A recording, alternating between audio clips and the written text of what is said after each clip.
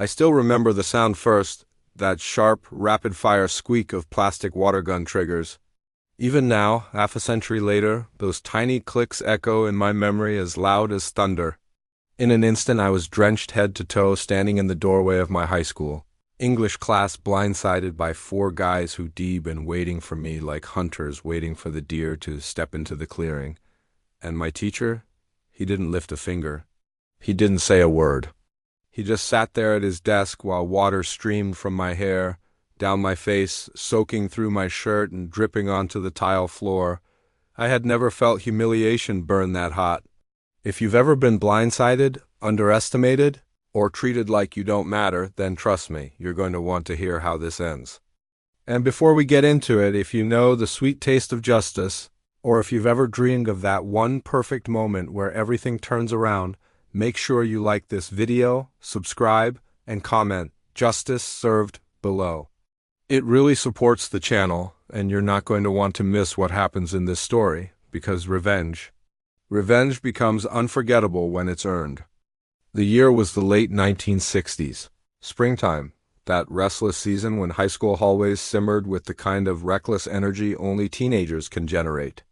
You could feel summer creeping closer in every conversation, every skipped assignment, every window cranked open to let in the warm breeze. The school had recently loosened rules about harmless fun, and suddenly every guy had a water pistol tucked in a backpack or a jacket pocket. Bright plastic ones from the five-and-dime store, cheap, small, but capable of delivering the perfect soaking if you caught someone off guard. I had one too, nothing special, neon green with a little refill plug on the top. My English class fell during what the school called the three-part lunch schedule. 25 minutes of class, then lunch, then back for the second half. A strange schedule, but nobody complained. It was almost a break in itself, a chance to reset, grab food, flirt in the lunchroom, and return pretending we were ready to learn again. I remember walking into class that morning completely unaware of the trap waiting for me. I pushed open the door, and before my other foot crossed the threshold, four guys stood up from their desks, all at once synchronized like they'd rehearsed it, and unloaded every drop of water they had in their pistols straight at me. Cold water blasted across my chest and arms, poured down my collar, splashed across my face. My hair flattened to my scalp instantly. I just stood there frozen, blinking against the sting in my eyes, feeling streams of water race down the inside of my shirt. The class roared with laughter. And the teacher, a man in his late 40s with a permanently unimpressed expression, didn't he move. He just leaned back in his old wooden chair, folded his hands across his stomach, and watched like I was entertainment.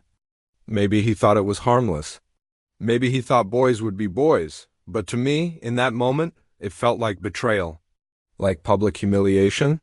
Like I was invisible, except for the part where everyone was laughing at me.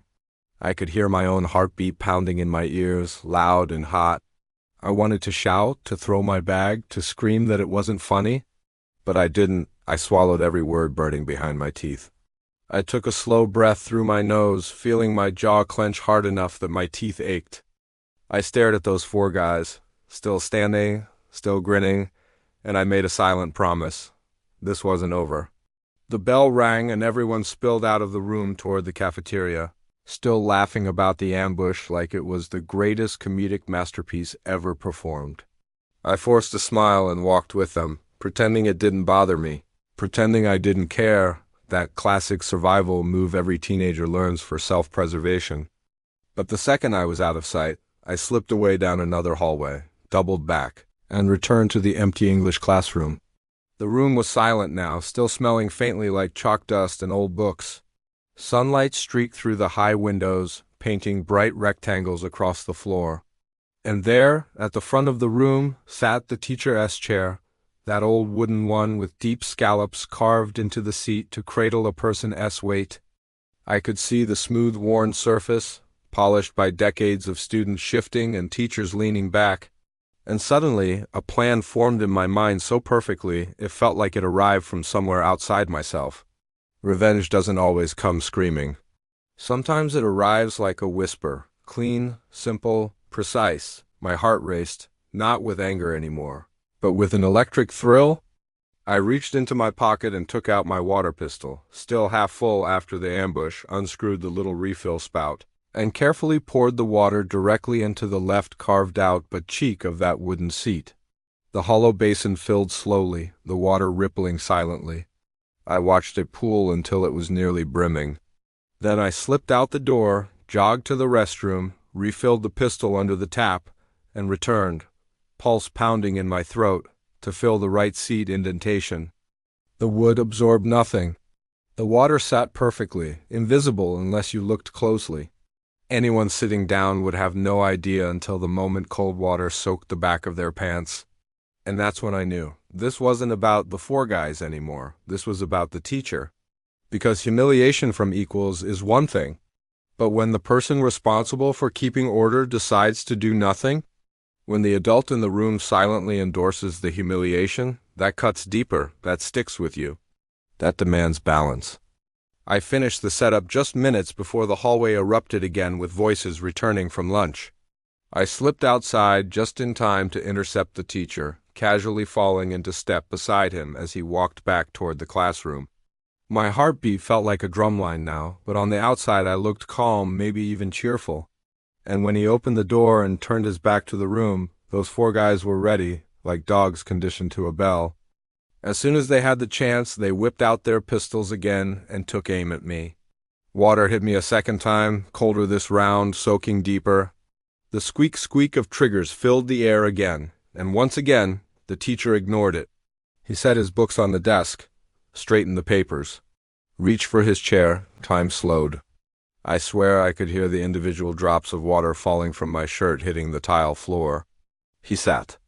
And the moment his weight settled into the chair, everything happened at once, a loud gasp, almost a yelp, and his eyes went wide like someone had driven a cattle prod straight up his spine. He shot upward so violently that the chair legs screeched across the floor. His face twisted in pure shock and panic like a man convinced he'd just sat on a nest of hornets. The four guys burst into laughter, hysterical, uncontrolled laughter, assuming they were watching the funniest moment of their lives. Their mistake.